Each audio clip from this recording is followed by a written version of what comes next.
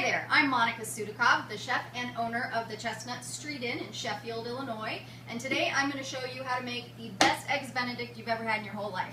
So pretty much the quintessential, most popular breakfast all around on the planet, well maybe not the whole planet, but at least this planet, is Eggs Benedict. And I'm going to do mine with a little bit of twist. The first thing that we have to do is learn how to make the perfect hollandaise sauce. And I'm a little bit of a hollandaise snob, and I can't stand hollandaise sauce that came from a little packet and just add water. Doesn't work for me.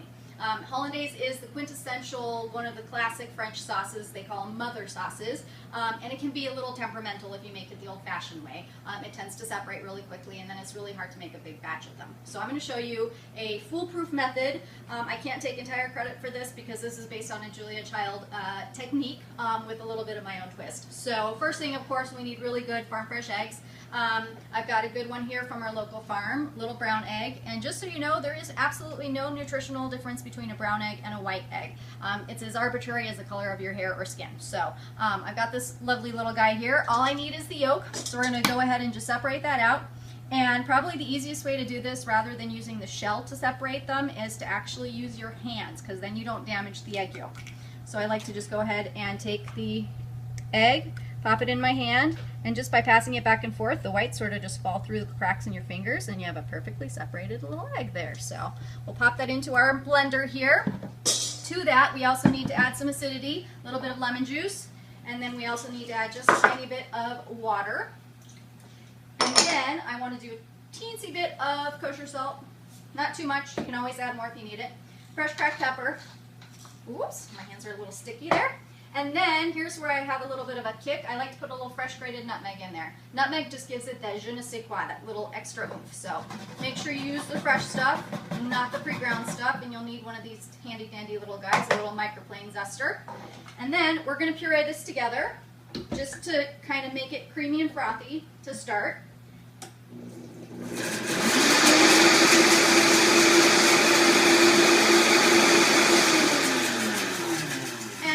Done that, we need to add the butter to it. So here's where it gets dicey. I'm going to go grab the butter and I'll be right back.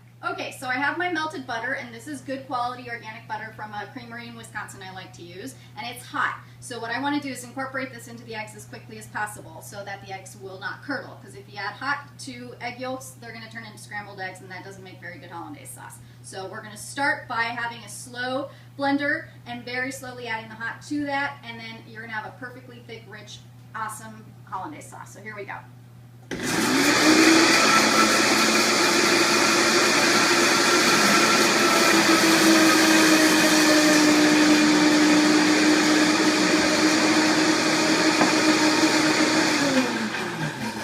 Voila, easy peasy. Let me take this off. Can you see how awesome that is? It's absolutely gorgeous. And it smells wonderful too. So we're going to set that luscious sauce aside, and I'm going to show you how to poach some eggs. So now I'm going to show you how to poach eggs. I have to confess, I used to hate eggs, and I believe that it was because all I had was hard-boiled eggs, and they're dry. So I'm going to show you how to poach them and tell you that the reason that I love them now is, to me, they're almost like cheese. It's awesome. So we have to have some simmering water here. To that, we're going to add just a tiny bit of vinegar. All the vinegar does is it helps to pull those egg whites and the egg yolks and everything together so that it solidifies them faster. So about a tablespoon or so to that. And now that that's simmering in there, we don't want it at a rolling boil because we don't want these to actually like hard boil. We're going to make sure we crack the egg into a separate dish. The reason I'm doing that is to make sure that the egg's fresh, number one, and number two, to make sure that I don't get any shell in there. And then plus it's a lot easier to add in here. And then we're going to just go ahead and plop it in. Let it do its thing. We're going to grab the second egg, also toss that in there. And plop. You can do the sound effects, it helps. And then we're going to just gently sort of push the egg whites over the egg yolks a little bit, not too much. I don't want to agitate these too much. And at this point, I'm going to let them be just long enough for the egg whites to solidify, but the egg yolks to still stay a little bit runny. And once those are done, I'm going to take them out with my slotted spoon and transfer them into a little bit of warm water, probably about 110 degrees or so, just to keep them warm until I'm ready to serve them. This is a great technique if you want to make a ton of them for a big group of people, but it takes a long time to make poached eggs, so this will keep them warm for service later. And I'll show you the final product in a second. So we have to have something to put our Eggs Benedict on. Normally they're served with English muffins, but since I make all of my own home-baked rolls, we're going to do them on some home-baked rolls, and then I'm going to make this a little Italian twist. So I've got some homemade pesto that I'm going to spread the bread with to start, And this is a spinach and arugula pesto with pistachios, something a little bit unique. And then we're going to put some prosciutto on top of that instead of Canadian bacon, which is also the other traditional version of this. And then we're going to pop that in the oven and bake that just a little long, just long enough to toast up the bread, and then we're going to plate this up.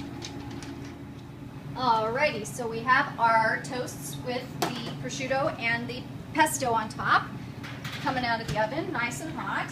We're going to transfer this over to our serving plate. I have asbestos hands, don't do that at home. Woo, super hot. Okie doke. Now, I'm going to get my poached eggs. So with the poached eggs, we want to make sure we drain off any excess water so that they don't water everything down. You can see this is a lovely little poached egg, nice and tender there. Put it right on top. And then we've got our other one here. Again, nice, still runny center, beautiful. Put that on top here. And then we want to go ahead and garnish that with our lovely, look how thick and rich that is. That is a perfect hollandaise sauce. Pop that right on top. You couldn't do better with emulsifiers and fake chemicals than that. This is the way it's supposed to look. And it smells so good too. Okay, hollandaise, well, I know I'm making this for my husband, so he's gonna want a lot more hollandaise than that.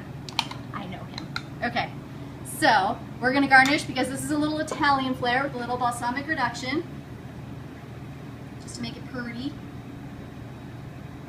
And then one final little snazziness, we're going to take some fresh basil from the garden. I'm going to make a chiffonade. Chiffonade literally translates in French to ribbon-like cuts. So we're going to take the basil, I have several leaves here, I'm going to just roll them up, and then we'll just run our knife right through there, just like that.